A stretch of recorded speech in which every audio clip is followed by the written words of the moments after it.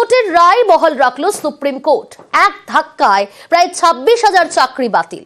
এই রায় মেনে নিতে পারছেন না মুখ্যমন্ত্রী মমতা বন্দ্যোপাধ্যায়। জানিয়েছেন আগামী সোমবার তিনি চাকরিহারাদের সঙ্গে নেতাজি ইন্ডোরে বৈঠকে বসবেন। এও জানিয়েছেন আদালতের নির্দেশ মতোই নিয়োগ প্রক্রিয়া শুরু করা হবে। আমি কিন্তু জাজকে রেসপেক্ট করে বলছি, আমি জাজমেন্টটা মেনে নিতে পারছি। 2016 এসএসসি নিয়োগ নিয়ে নানা দুর্নীতির অভিযোগ। গত বছর এপ্রিলে গোটা প্যানেলটাই বাতিল করে দেয় কলকাতা হাইকোর্ট। মামলা গড়ায় সুপ্রিম কোর্টে। এবার হাইকোর্টের সেই রায় বহাল রাখল শীর্ষ আদালত। বাতিল হয়ে গেল 2016 এসএসসির গোটা প্যানেল। চাকরি হারালেন প্রায় 26,000 শিক্ষক এবং অশিক্ষক কর্মী। আজকে মাননীয় সুপ্রিম কোর্টের যে আদেশ, যেখানে জাজমেন্ট মানে ভার্ডিক্টটা আমরা পুরো স্টাডি করলাম। As a citizen of this country I have every right. আমি কিন্তু জাজকে রেসপেক্ট করে বলছি, আমি জাজমেন্টটা মেনে নিতে পারছি। আমাদের নিয়ম হচ্ছে judiciary, we cannot criticise the জাজ as such, but I can express some opinion about the verdict.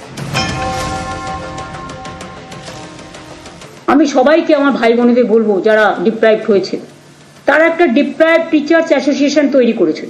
তারা এডুকেশন মিনিস্টারকে একটা রিকোয়েস্ট করে যে তারা সবাই এক জায়গায় একত্রিত হতে চান। আমি তাদের কথায় সাড়া দিয়ে 7 তারিখে তারা ইনডোর স্টেডিয়াম বুক করেছেন। আমি 7 তারিখ তাদের কথা আমরা শুনতে যাব এবং এটুকু বলতে যাব, ধৈর্য হারাবেন না। আর আমরা চেষ্টা করব যাতে খুব তাড়াতাড়ি সমস্যার সমাধান হয়। Will accept the supreme court judgment. ওরা বলেছে 3 মাসের মধ্যে প্রসেস করতে, আমরা করে দেবো। আমি এডুকেশন মিনিস্টারকে, আমরা একটা মিটিং করেছি এমার্জেন্সি, সবাই যারা এখানে আছি সবাই মিলে, এবং অলরেডি এডুকেশন মিনিস্টারকে বলেছি যে 3 মাস যখন কোর্ট টাইম দিয়েছে, 3 মাসের মধ্যেই প্রসেস করে কোর্টের ভার্ডিক্ট মেনেই যে 25,000কে বাতিল করা হয়েছে তাদের, এবং সেই সময় যারা অ্যাপ্লাই করেছিল, সেটা এসএসসি যা ভালো বুঝবে, ইটস অটোনমাস অর্গানাইজেশন, তাদের মতো করে করবে। আমি সবাইকে আমার ভাই বোনেদের বলবো যারা ডিপ্রাইভড হয়েছে, মানসিক চাপ নেবেন না। যখন প্রসেস হবে, আপনাদের তো সবাইকে অ্যাপ্লাই করতে বলেছে কোর্ট, আর আমরা চেষ্টা করব যাতে খুব তাড়াতাড়ি সমস্যার সমাধান হয়, যাতে আপনাদের মানসিক দুশ্চিন্তা না বাড়ে। যারা আপনারা আজকে বঞ্চিত হয়েছেন তাদের পাশে আমরা ছিলাম, আছি এবং থাকব। নিউজ 18 বাংলা। আর এই চাকরি বাতিলে নবান্ন অভিযানের হুঁশিয়ারি শুভেন্দু অধিকারীর। পরে কলকাতাতে বড় মিছিল হবে এবং পর্যায়ক্রমে নবান্ন অভিযান সব কর্মসূচি এপ্রিল মাসের মধ্যে ভারতীয় জনতা পার্টির পক্ষ থেকেও আমরা নিচ্ছি। 19,000 প্রায় যোগ্য শিক্ষক শিক্ষাকর্মীদের পাশে আমরা আছি। নাম না করে শুভেন্দু অধিকারীকে পাল্টা হুঁশিয়ারি মমতা বন্দ্যোপাধ্যায়। আমরাও কিন্তু রেকর্ড খুঁজে বার করব 2016-তে তখন কারা কারা মন্ত্রী ছিলেন, এবং কোনো একটা জেলা তো আমি জানি কিসের বিনিময়ে চাকরি হয়েছে, আমি খুঁজে দেখব। যদি কারো জানা থাকে তথ্য, প্লিজ আমাকে দেবেন, আমার কাজে লাগবে। 2021 সাল থেকে একের পর এক মামলা, আইনি লড়াই হাইকোর্ট হয়ে সুপ্রিম কোর্টে, শেষমেশ সুপ্রিম রায়। হাইকোর্টের রায় বহাল রাখল সুপ্রিম কোর্ট। 2016 সালের এসএসসির পুরো প্যানেলই বাতিল, চাকরি গেল প্রায় 26,000।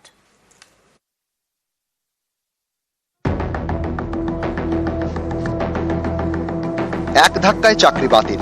রাজ্যের সরকারি স্কুলের শিক্ষক এবং অশিক্ষক কর্মী মিলিয়ে চাকরি গেল 25,000-এরও বেশি। 2021 সালে শিক্ষক এবং শিক্ষাকর্মী নিয়োগে দুর্নীতির মামলা রুজু হয় হাইকোর্টে। ওই একই বছরে 22শে নভেম্বর গ্রুপ ডি নিয়োগে সিবিআই তদন্তের নির্দেশ দেয় কলকাতা হাইকোর্টের সিঙ্গল বেঞ্চ। 6 ডিসেম্বর সিবিআই তদন্তের নির্দেশে স্থগিতাদেশ দেয় ডিভিশন বেঞ্চ। পাশাপাশি অবসরপ্রাপ্ত বিচারপতি রঞ্জিত কুমার বাগের নেতৃত্বে অনুসন্ধান কমিটি গড়ে তদন্তের নির্দেশ দেওয়া হয়। 2022 সালের 15 ফেব্রুয়ারি গ্রুপ সি নিয়োগ দুর্নীতি তদন্তে সিবিআই তদন্তের নির্দেশ। এরপর এই মামলায় স্থগিতাদেশ দিয়ে গ্রুপ সি নিয়োগেও বাগ কমিটিকে তদন্তের নির্দেশ। 7 এপ্রিল 2022 নবম দশম শিক্ষক নিয়োগে সিবিআই তদন্তের নির্দেশ দেয় সিঙ্গল বেঞ্চ। 10 দিন পর একাদশ দ্বাদশের শিক্ষক নিয়োগের দুর্নীতিতেও সিবিআই তদন্তের নির্দেশ সিঙ্গল বেঞ্চের। 18 মে কলকাতা হাইকোর্টে রিপোর্ট পেশ বাগ কমিটির। রিপোর্ট দেখে এসএসসির সব নিয়োগে সিবিআই তদন্তের নির্দেশ দেয় বিচারপতি সুব্রত তালুকদারের ডিভিশন বেঞ্চ। 28 সেপ্টেম্বর 2022 কলকাতা হাইকোর্টে প্রথম রিপোর্ট দেয় সিবিআই। সিবিআই দাবি করে এসএসসি নিয়োগে নানাভাবে দুর্নীতি হয়েছে।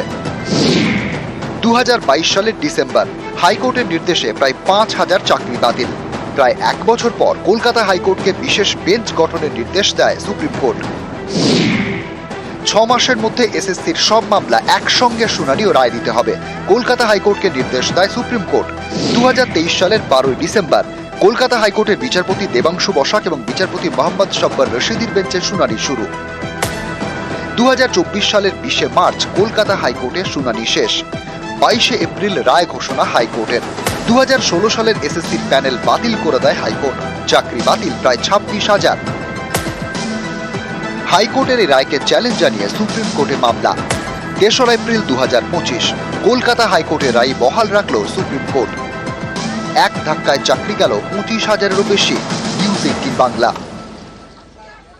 সুপ্রিম কোর্টে প্রায় 26,000 চাকরি বাতিল। একমাত্র চাকরি রইল ক্যান্সার আক্রান্ত সোমা দাসের। 2024 সালে মানবিকতার খাতিরে তার চাকরি বহাল রাখার নির্দেশ দেয় কলকাতা হাইকোর্ট।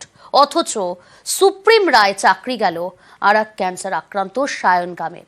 কি করে চলবে চিকিৎসার খরচ, সংসার? ভবিষ্যতে বা কি হবে, কি করবেন? উত্তর খুঁজছেন ফাঁসি দেওয়ার সায়ন গাম। সোমা দাস একমাত্র এক।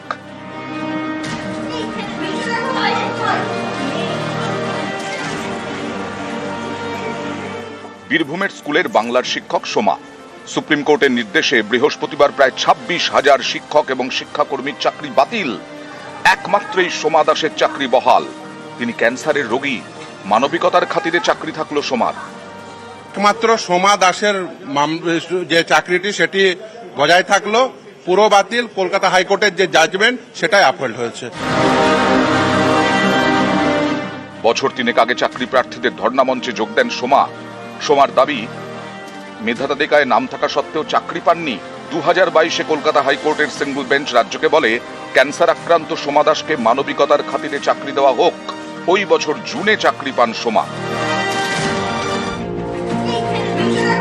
2024 22 এপ্রিল চাকরি বাতিল মামলা হাইকোর্টে। প্রায় 26,000 চাকরি বাতিলের নির্দেশ দেয় কলকাতা হাইকোর্ট, কিন্তু চাকরি যায়নি সোমা দাসের। কলকাতা হাইকোর্ট নির্দেশ দেয় মানবিকতার খাতিরে একমাত্র সোমা দাসের চাকরি থাকবে। অন্যান্য বিশেষভাবে সক্ষমদের জন্য এই নির্দেশ কার্যকর নয়। হাইকোর্টের এই নির্দেশই বৃহস্পতিবার বহাল রাখল সুপ্রিম কোর্ট। সুপ্রিম রায়ে চাকরি সোমার বহাল। অথচ চাকরি গেল ফাঁসি দেওয়ার ক্যান্সার আক্রান্ত শিক্ষক সায়ন গামের। কিভাবে চালাবেন ক্যান্সারের চিকিৎসা? সংসার চলবে কি করে? পরিবার নিয়ে অথই জলে ফাঁসি দেওয়ার চাকরিহারা শিক্ষক। আমি অবাক হয়েছি, কারণ আমি তো কোনো অন্যায় করিনি, ঠিকঠাক উপায়ে পরীক্ষা দিয়েছি। আমাদের সংগঠনে যেভাবে দাবি করেছিল সুপ্রিম কোর্টে, গত 2 বছর থেকে ক্যান্সারে ভুগছি। আমি আবেদন করব যে সমাজ যেভাবে ছাড় পেয়েছে আমাকেও সেভাবে বিবেচনা করা হোক, কারণ আমার ট্রিটমেন্টের খরচ অনেক, পরিবার আছে। সোমার চাকরি বহাল, কিন্তু চাকরি গেল ক্যান্সার আক্রান্ত সায়ন গাম ছাড়াও আরো 25,000-এর বেশি শিক্ষকের। যারা সৎ পথে চাকরি পেয়েছেন তারাও আর চাকরি হারা। এতে সোমার মনও কাঁদছে। এই রায়টা সত্যি কখনোই কাম্য ছিল না। আমি যখন আন্দোলনের সঙ্গে যুক্ত ছিলাম, একটাই দাবি ছিল যে আমাদের যারা যোগ্য বঞ্চিত প্রার্থী তারা যেন আমরা চাকরি আমাদের ফিরে পাই, আর শিক্ষা ব্যবস্থাটাকে দুর্নীতিমুক্ত করতে হবে। যোগ্যতার পরীক্ষা দিয়ে যারা চাকরি পেয়েছে তারা তাদেরও চাকরিটা চলে যাবে এবং তাদের জীবনটাই বিপন্ন হয়ে যাবে। এটা কখনোই চাই না। নিউজ 18 বাংলা।